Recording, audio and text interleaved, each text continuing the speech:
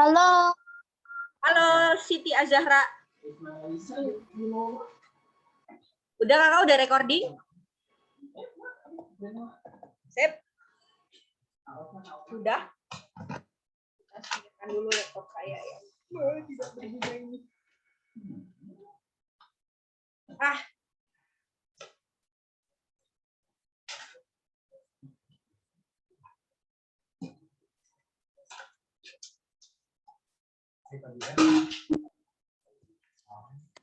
Udah muncul belum kakak share screen? Masih belum.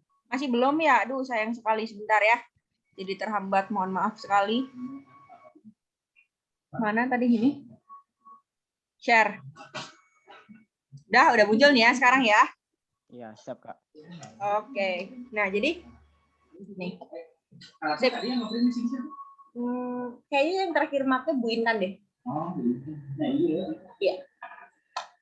Udah, jadi berapa kali besar sampah Kota Bandung selama setahun bila dibandingkan dengan Candi Borobudur? Jawabannya adalah 76 kali adik-adik. Ya. Oh.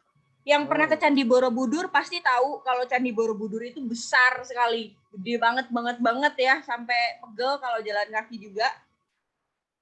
Gila ya, banyak banget ya.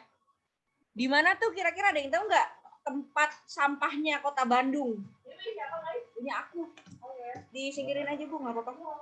Di mana ada yang tahu nggak? Di 20 juta.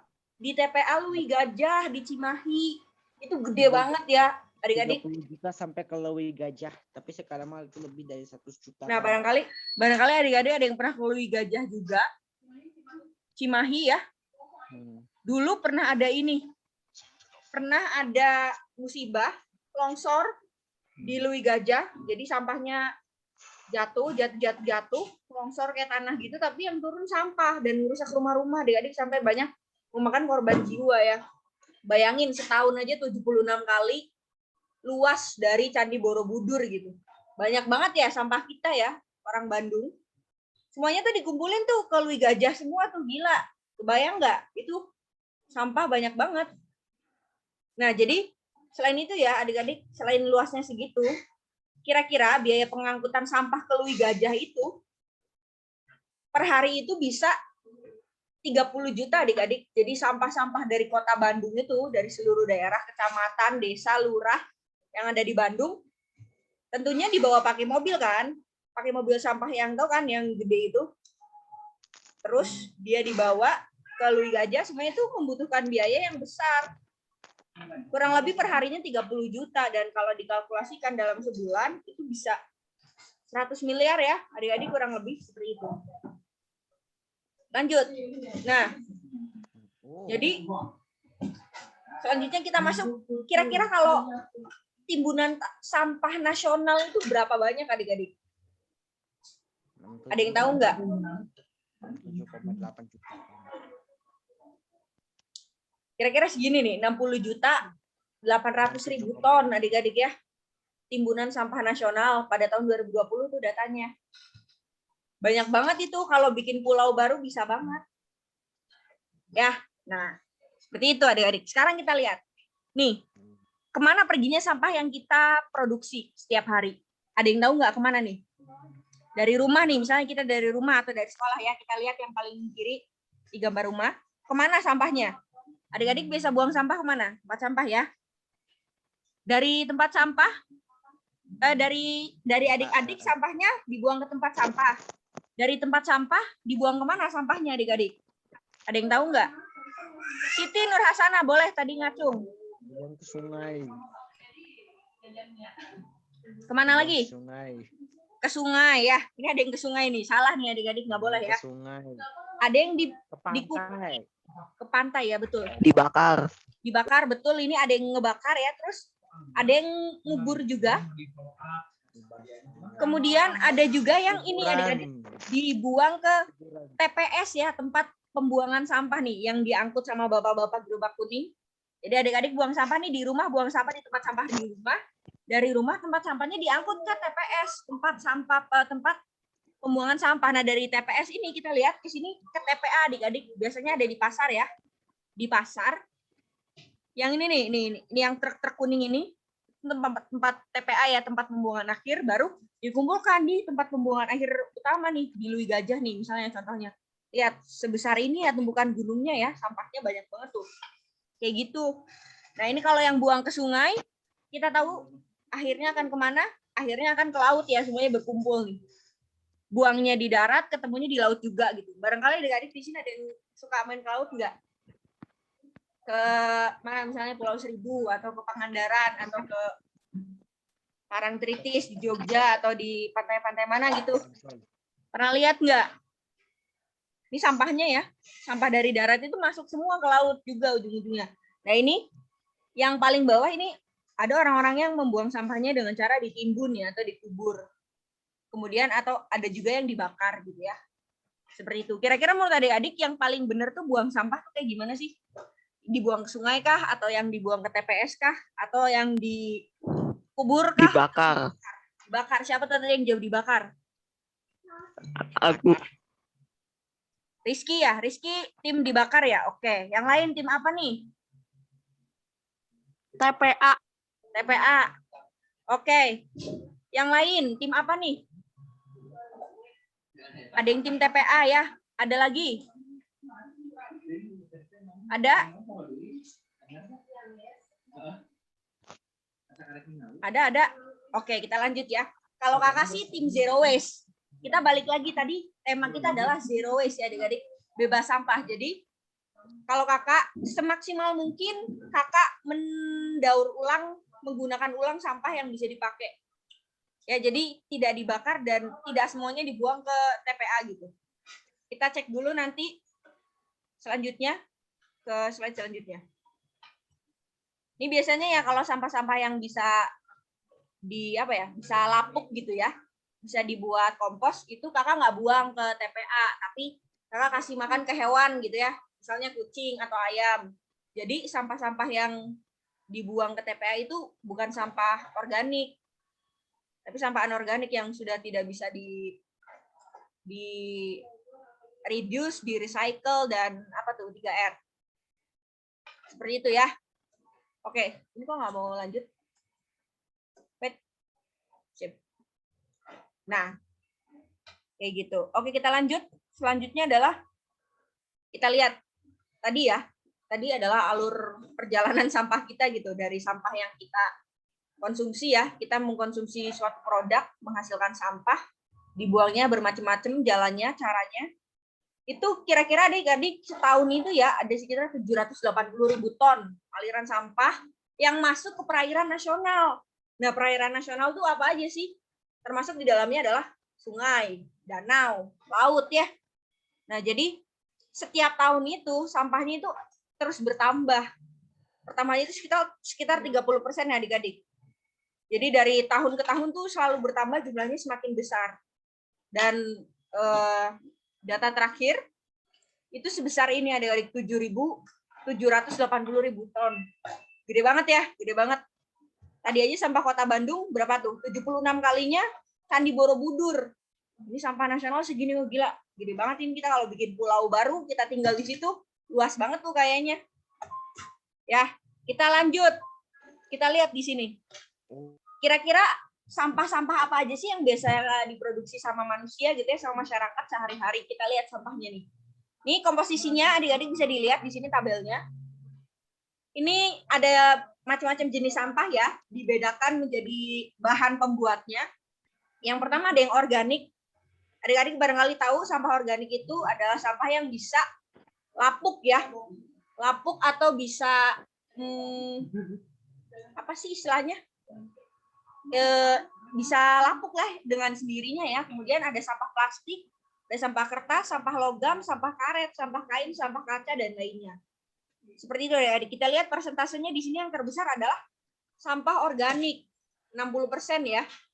Nah, sampah organik 60%, ke bawahnya bisa dilihat plastik, kertas, logam, karet, dan lain-lain. Seperti itu. Kira-kira dari sekian banyak nih ya, persentase ini, kalau kita memilah sampah dengan baik adik-adik, kakak yakin sih sampah kita nggak akan sebanyak itu gitu. nggak akan sebanyak yang tadi ya di data-data sebelumnya. Karena kita bisa lihat sampah organik aja 60%. Artinya ketika kita memisahkan sampah itu, sampah yang bisa didaur ulang, sampah yang bisa lapuk dengan sendirinya dengan yang tidak bisa digunakan lagi ya, organik dan anorganik, itu bedanya 60 banding 40. Jadi kalau yang organiknya kita maksimalkan, sampah kita nanti itu di tempat pembuangan akhir tidak sebanyak itu, dan sampah yang 14%, 40% itu ya adik-adik, itu juga nggak semuanya berakhir di tempat sampah gitu. Ada yang bisa didaur ulang, digunakan kembali gitu.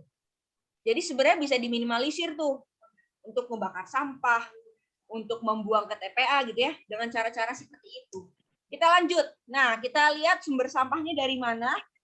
Yang paling besar itu sampah rumah tangga ya. Yang kedua sampah pasar tradisional. Ketiga kawasan komersil. Kawasan komersil tuh kayak misalnya adik-adik main ke mall gitu ya. Segala sesuatunya tuh diplastikin di mall tuh. Semangka kan kalau misalnya nih, kita beli semangka di mall gitu ya. Semangka tuh nggak perlu diplastikin adik-adik. Cuman orang-orang Jawa tuh aneh. Semangkanya dibuka, dikasih plastik lagi gitu ya. Padahal kalau semangkanya nggak dibuka, nggak diplastikin, ya kita nggak memproduksi sampah gitu. Kita jagung gitu misalnya. Kita beli jagung kita sebut toko yang terkenal ya di Bandung, Borma gitu. Kita beli jagung di Borma. Jagung tuh pada dasarnya tidak perlu diplastikin lagi adik-adik. Dia sudah punya kulit gitu ya. Udah punya kulit pembungkus, tapi sama kita sebagai manusia yang mageran gitu ya, dibuka malah dimasukin kantong plastik gitu. Jadinya kan kita menghasilkan sampah lagi kayak gitu. Terus kita lihat di sekolah. Nah, di sekolah ini sampahnya juga lumayan besar, persentasenya itu 4% adik-adik.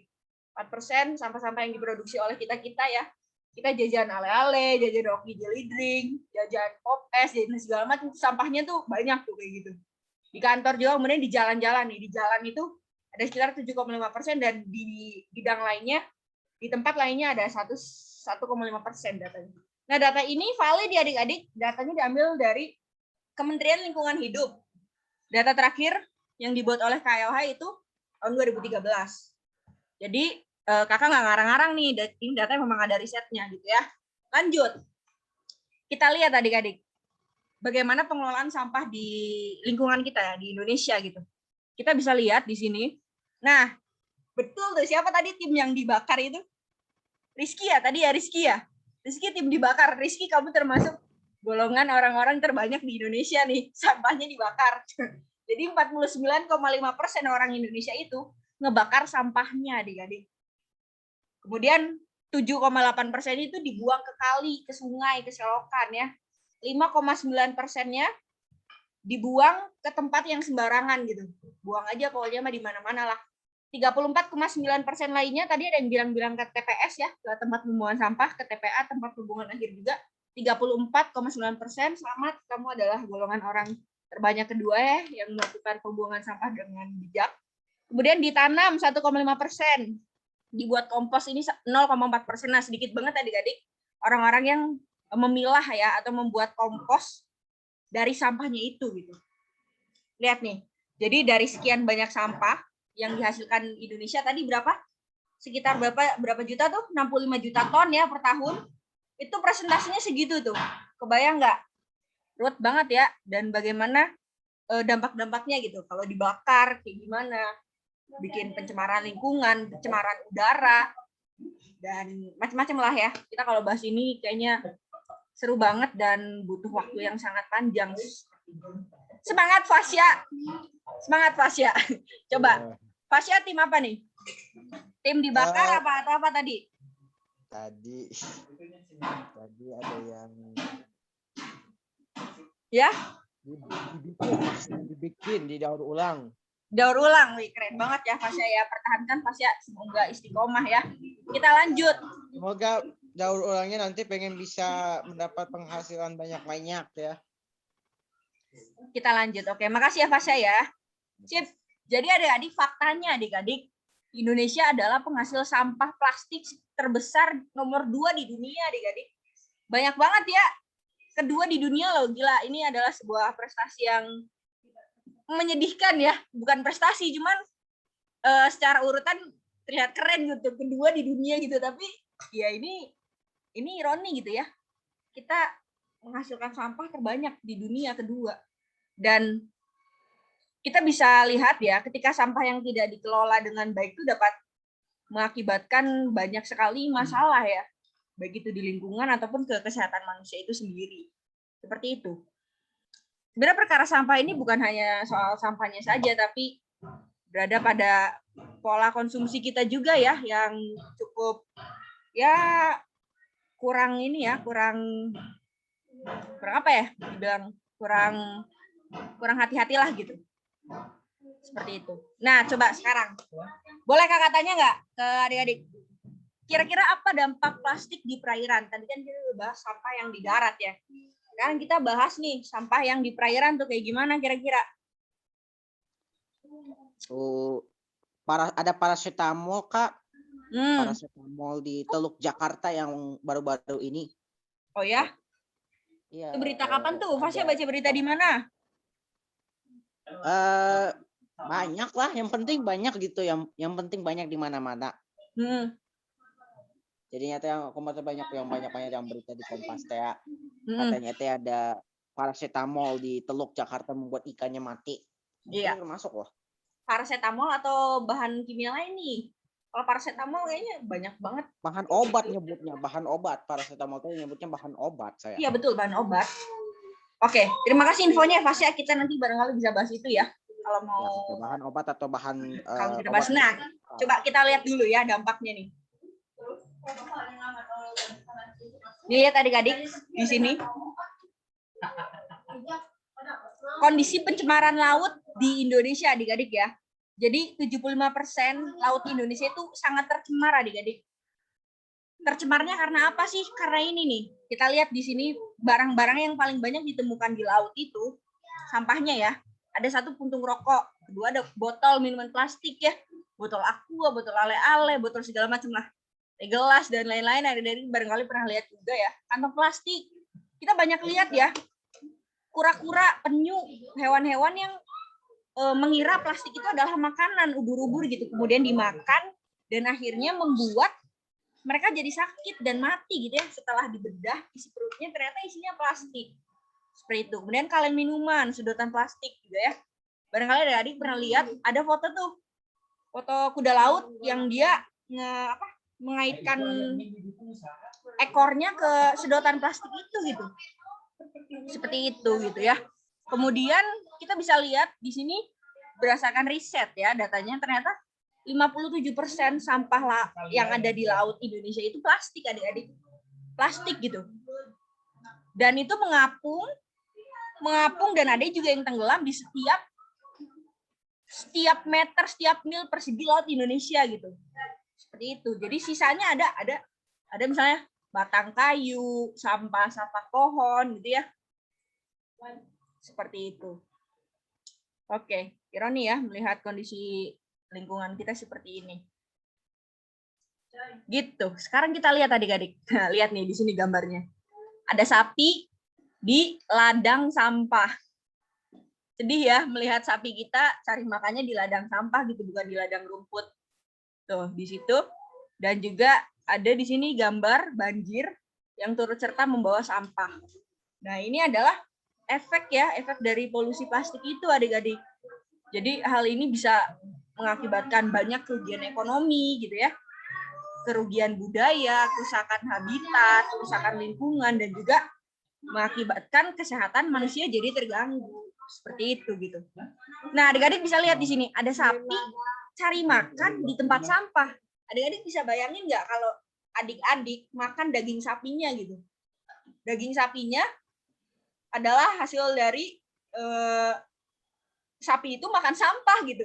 Nggak kebayang kan kandungan apa gitu yang ada di dalam daging sapi itu gitu. Menyebar di mana-mana gitu. Iya, mikroplastik gitu kan itu. Nah, itu kenapa akhir-akhir ini adik-adik, barangkali adik-adik sering dengar gitu, anak-anak zaman sekarang tuh gampang sakit. Sakitnya aneh-aneh lah, kanker lah, sakit apa. Nah, itu asalnya dari situ adik-adik. Betul. Jadi akibat jenuh gitu. Bikin sapinya jenuh sama susu. Enggak dong, sapi nggak minum susu dong, minum air. Jadi sama halnya kita makan sampah gitu.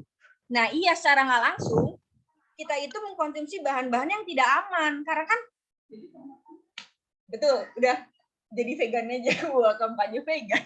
Enggak, jadi seperti itu adik-adik. Makanya orang tua zaman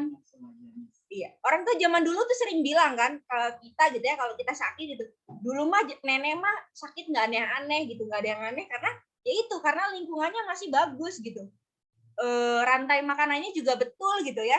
Orang-orang menggembala sapi, menggembala kambing itu ya di padang rumput, di lapangan dikasih makan rumput, bukan di tempat sampah. Ini adik-adik bisa lihat nih, ini betulan adik-adik ini terjadi ya. Sampah-sampahnya dipelihara di situ. Makan sampah-sampah yang ada gitu. Oke, lanjut ya. Nah, nih. Oke, kita lihat nih. Polusi plastik yang terjadi di bumi kita ya, di Indonesia, di dunia ini. Pada tahun 2015 itu ada riset yang menunjukkan data bahwa 275 juta metrik ton tahunnya dalam setahun itu ya, sampah itu mencemari lautan gitu adik-adik. 275 juta metrik ton itu lebih dari 275 juta ton. Metrik ton tuh lebih tinggi dari ton gitu. Jadi kakak juga gak kebayang ya, itu teh banyak pisan gitu. Banyak sekali dan wah gak kebayang lah, mungkin kalau ditumpuk ya. Lagi-lagi kakak harus bilang gitu, kalau kita bikin pulau baru dari sampah, barangkali itu bisa jadi sebuah pulau setara Bali gitu ya. Gede banget gitu. Karena sampah ini gitu. Seperti itu. Oke. Nah, kita lihat di sini. Sekarang kita lihat berapa lama sih sampah-sampah kita itu dapat terurai gitu ya. Dapat terurai dengan sempurna gitu.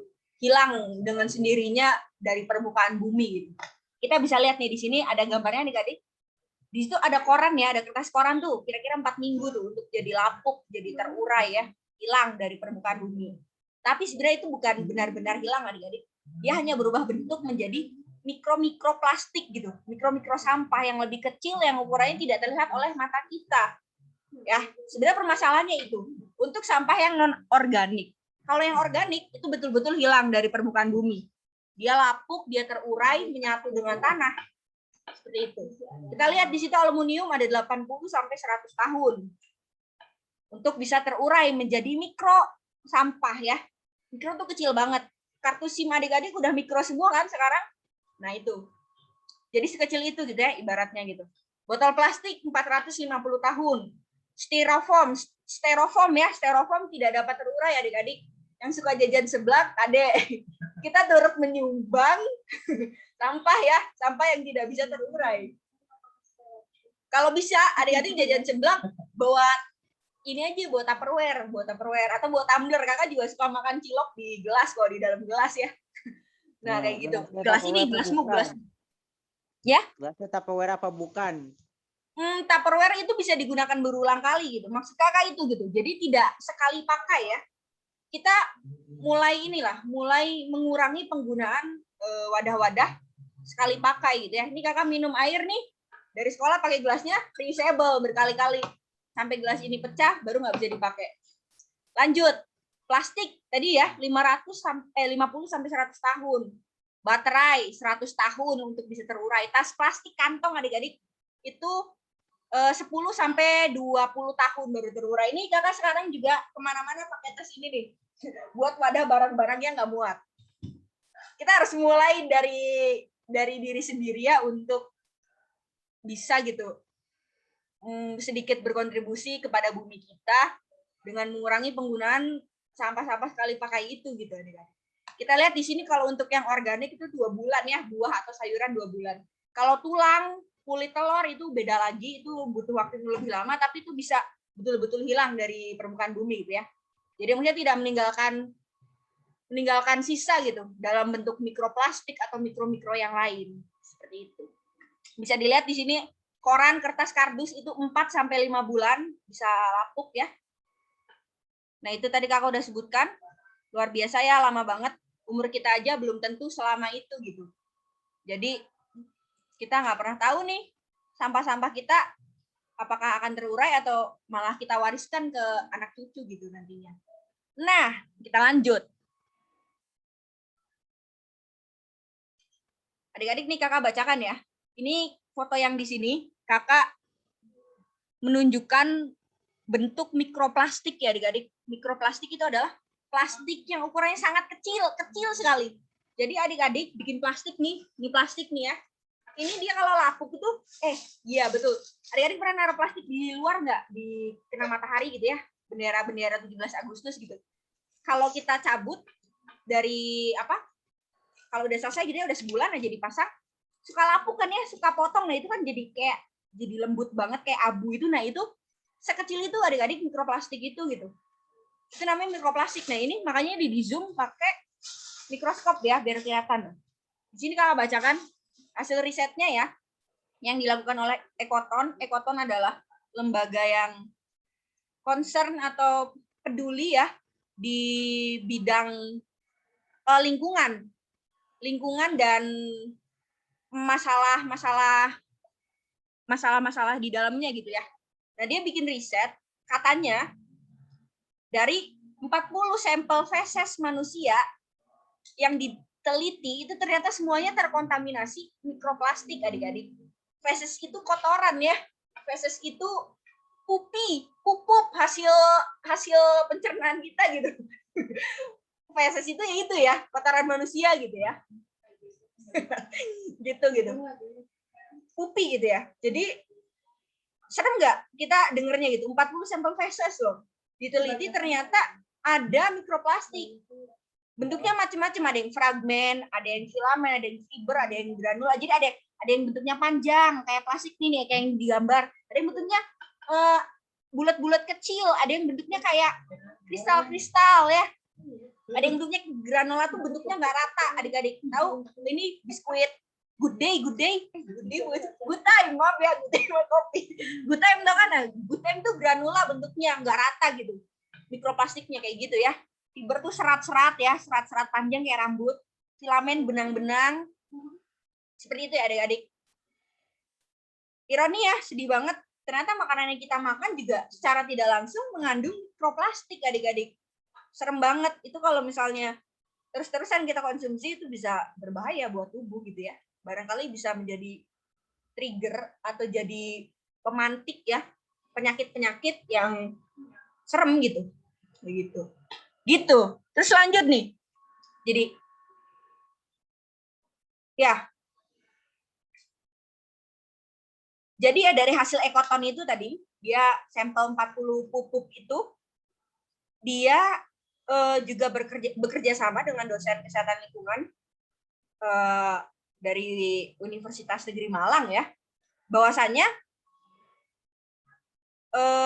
kenapa bisa ada mikroplastik di pupuk itu, karena ternyata ya memang terkonsumsi awalnya, tapi karena tubuh kita tidak bisa mencerna itu ya, dan memang bukan zat-zat yang dibutuhkan tubuh, makanya dia keluar lagi gitu.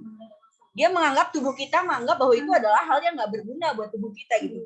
Beruntungnya itu keluar. Kalau nggak keluar, bersarang gitu ya di organ-organ tubuh kita dan menyebabkan masalah gitu, menyebabkan penyakit. Itu jadi bencana gitu buat kita semua. Gitu.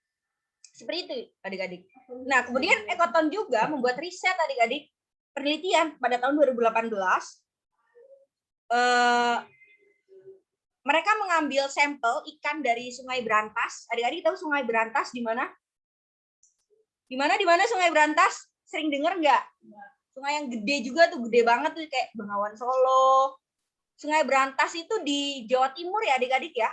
Sungai yang cukup besar dan panjang. Ternyata ya, Ekoton itu menemukan mikroplastik adik-adik pada 132 lambung ikan. Dan hasilnya 80% lambung ikan itu mengandung mikroplastik. Gila, serem banget ya. Tadi kan kita tahu tuh sampah ada yang di darat, ada yang di air, di sungai, di laut. Nah itu kemakan tuh sama hewan-hewan yang ada di situ. Dan jadinya ya itu secara nggak langsung mengandung itu gitu. Mereka mengkonsumsi zat-zat yang berbahaya gitu. Dan lebih parahnya lagi barangkali kita juga mengkonsumsi ikan itu gitu, ikan-ikan yang memakan zat-zat berbahaya. Sama seperti tadi sapi yang memakan atau yang digembalakan di ladang sampah itu adik-adik. Begitu, jadi bahaya ya. Ini tidak sederhana gitu permasalahan sampah itu sebenarnya. Seperti itu. 80% lambung ikan, 80% itu angka yang besar sekali ya adik-adik. Ya barangkali ikan itu bisa masuk kategori lebih baik tidak dikonsumsi oleh manusia gitu. Atau oleh hewan lain juga yang memakan ikan gitu. Karena kan nanti siapa tahu hewannya itu kita konsumsi juga gitu. Jadi ya barangkali mulai hari ini kita harus lebih peduli ya pada permasalahan sampah ini, terutama sampah plastik, agar tidak menjadi masalah yang berantai ke depannya gitu. Seperti itu. Tadi dampak sampah plastik di lautan ya. Sekarang dampak plastik di daratan seperti apa tuh? Ada yang tahu nggak? Kira-kira coba Fasya?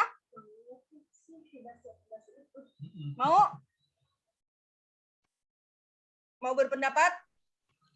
Dampak sampah plastik di daratan? Oh. Kaila, Alicia, Arka, Madu. Insa, Kanza. Mangga Fasya? Madu. Mau ngomong apa? Madu.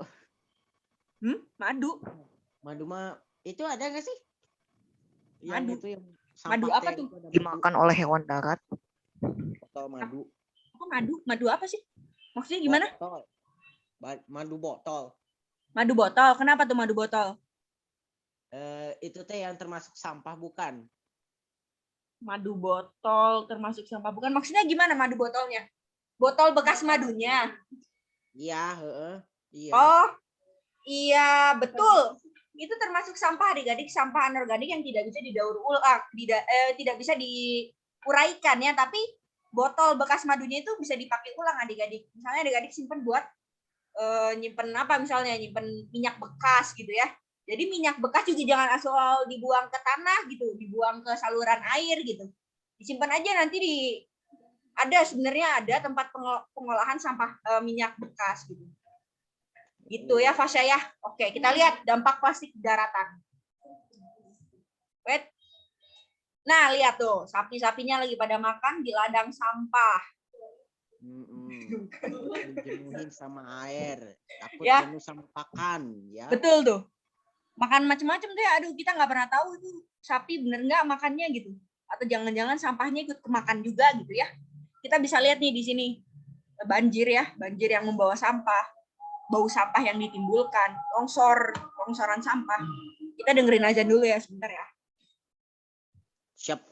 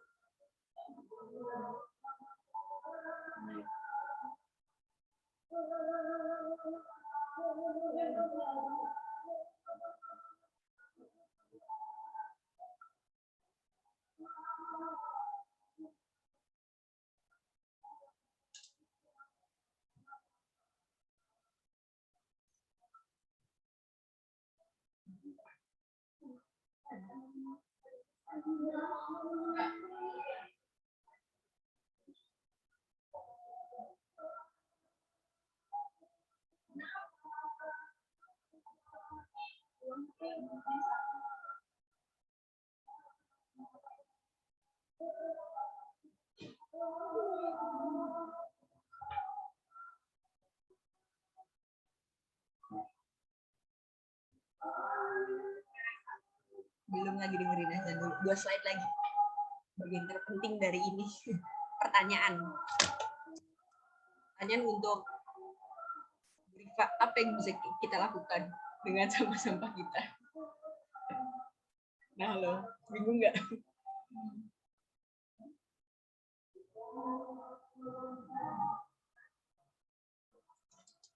Gue 2 slide lagi dah.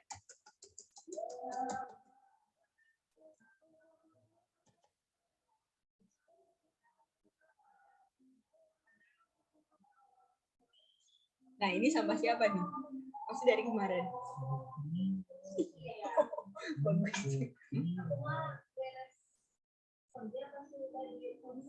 Mantap. Halo semuanya, masih ada di situ ya? Oke, kita udah ya. Tadi azannya udah selesai. Kita lanjut sedikit lagi, 2 slide lagi adik-adik. Nah, jadi pertanyaannya adalah sekarang, apakah mendaur ulang sampah plastik saja itu sudah cukup? Boleh adik-adik nanti komen ya di kolom chat. Kakak mau lihat, jawab aja iya atau tidak gitu ya. Nanti juga ada di Google Form, nanti adik-adik jawab ya di situ. Dan apakah membuang sampah pada tempatnya saja itu cukup? Silakan nanti adik-adik berpendapat di Google Form ya, nanti yang kakak share linknya di situ. Nah, kalau pendapat kakak pribadi ya mengenai 2 hal ini, apakah mendaur ulang sampah plastik saja sudah cukup? Kalau menurut kakak, tidak gitu. Belum. Jadi betul, sampah itu ada yang bisa didaur ulang, ada yang tidak. Tapi permasalahan kita adalah di tempat kita ya, di Indonesia, di Bandung gitu, tidak banyak tempat yang bisa mendaur ulang plastik gitu. Dan dampak yang diakibatkan oleh sampah daur ulang atau plastik daur ulang itu juga nggak bagus gitu ya. Kadang kita kalau pakai plastik daur ulang tuh nggak mau gitu, bau lah, warnanya jelek lah, apalah ya, kayak gitu ya. Jadi caranya gimana ya? Caranya ya kita memaksimalkan mungkin make barang itu, plastik itu sampai benar-benar rusak gitu. Dan kalau bisa nggak pakai plastik mah nggak pakai plastik. Kayak gitu ya kalau kakak pribadi gitu. Sekarang kalau pertanyaannya adalah apakah membuang sampah pada tempatnya cukup? Kalau menurut kakak sih jawabannya tidak juga gitu, belum.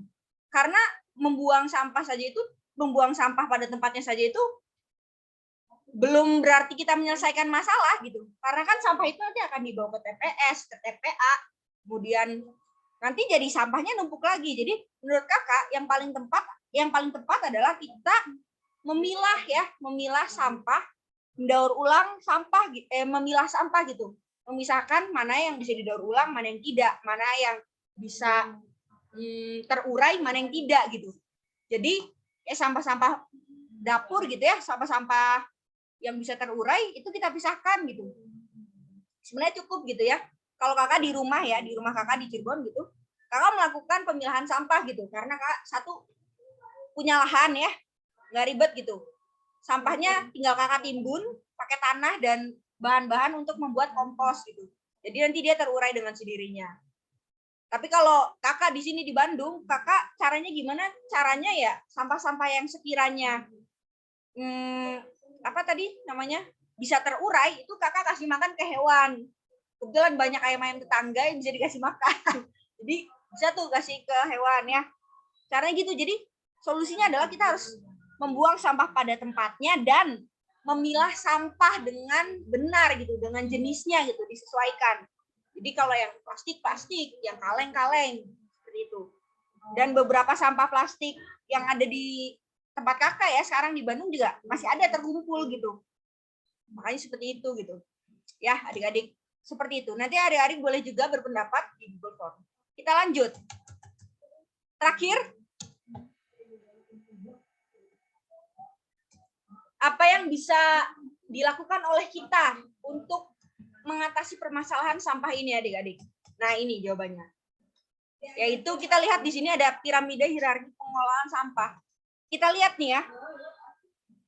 Nih biasa nih yang di kanan nih ya. Ini adalah alur normal ya orang biasa. Tadi kayak ada yang bilang, si Rizky bilang dibakar Kak, ada yang bilang juga dibuang ke TPS Kak, ada yang bilang dibuang ke sungai ya. Nah itu yang normal, yang segitiga yang nggak kebalik.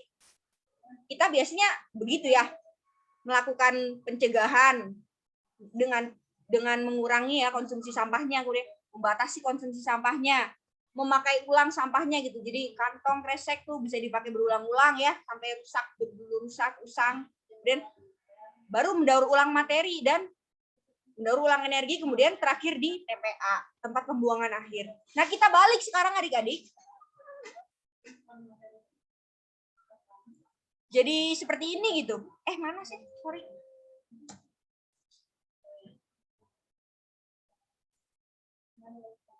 Jadi seperti itu gitu ya adik-adik ya. Jadi semaksimal mungkin kita bisa melakukan hal-hal seperti itu.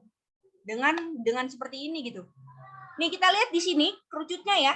Pencegahan itu sedikit ya, kerucutnya lebih kecil, kemudian pembatasan lebih besar sedikit, guna ulang lebih besar, daur ulang lebih besar, kemudian daur ulang energi lebih besar. Nah kita balik sekarang jadi ke atas, piramida terbalik, jadi segitiga kebalik. Hal yang paling besar kita lakukan adalah pencegahan dulu gitu, harus banyak dilakukan, kemudian pembatasan, guna ulang, daur ulang materi, daur ulang energi, kemudian ke TPA. Jadi TPA itu kerucutnya paling kecil, jadi hal yang sebisa mungkin sampah nyampe TPA itu kecil gitu, sedikit gitu.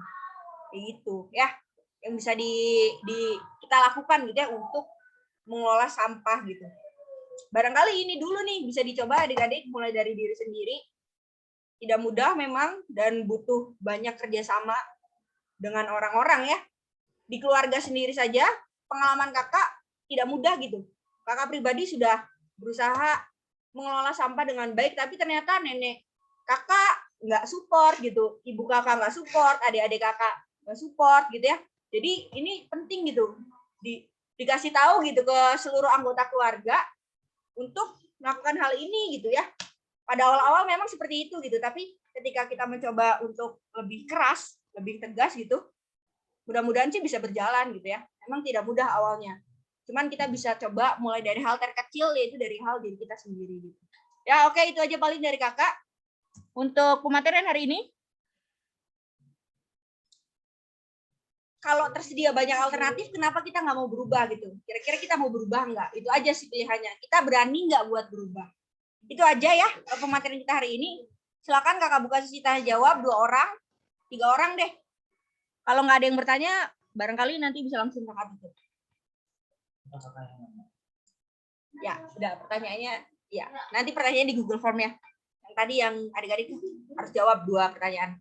Oke, ada nggak yang mau bertanya? Silakan Fasya, teman-teman, Rizky, Arka, Alicia, Kanza, Kaila, Quinsa, Fahri, Alimah, Alia 2 kali, Yasfi. Nggak ada? Kakak hitung 1 sampai 10. Kalau nggak ada, kita tutup pertemuan kita hari ini. Ada di chat. Tadi yang bilangnya TPPSS tadi yang PET, bagaimana cara melakukan daur ulang dari PET ya, sampah PET. Oke, ini sebenarnya masih ada di bahasan adik-adik, cuman tadi kakak skip. Bentar ya, kita lihat di sini. Teman-teman maaf ya karena pas yang bertanya jadi lebih lama lagi. Seneng banget akhirnya ada yang nanya. Tanya ini daur ulang sampah PET. BPA, PET, kategori-kategori sampah kayak gitu. Bentar. Ada nih Fasya. Sebelumnya Fasya sendiri tahu nggak apa itu PET? Sampah PET atau kategori plastik PET? Lupa aku mah nggak tahu PET. Nah, kan? Jadi Fasya, sebelum bertanya kita tuh harus tahu dulu apa yang mau kita tanyakan ya. Biar ingat di kepala gitu. Nih, kita bisa lihat di sini. Udah kelihatan ada share-nya? PPT-nya?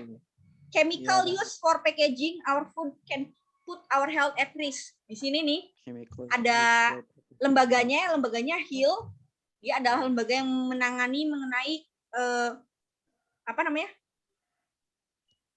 ini ya, masalah-masalah pengkategorian plastik yang bisa atau yang aman digunakan untuk makanan gitu, mengemas makanan gitu ya. Sebentar dulu.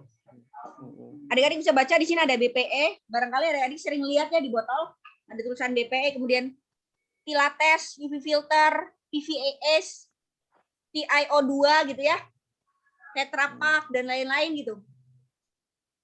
FSC ya, betul ada, coba dicek deh sebentar ya. Ya, sama itu Kak, yang tadi itu ya, apa yang TPPSS? Ya. Yang TPPSS Kak, yang tadi itu yang bilang tadi. Yang mana? Yang di chat, yang di bagian chat. Oh, sebentar Kak, cek dulu chatnya. Yang di atas itu.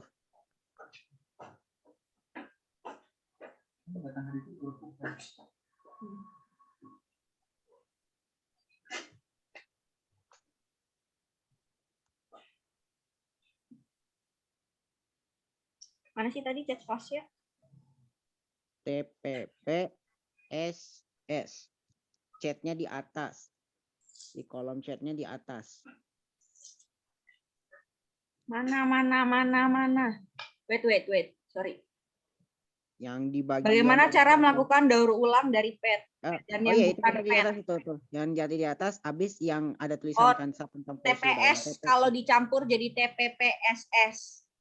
Wah, ini mah out of topic ya Fasya, mohon maaf. Sampah, kita bahas sampah aja, kita nggak bahas tempat pemungutan suara ya.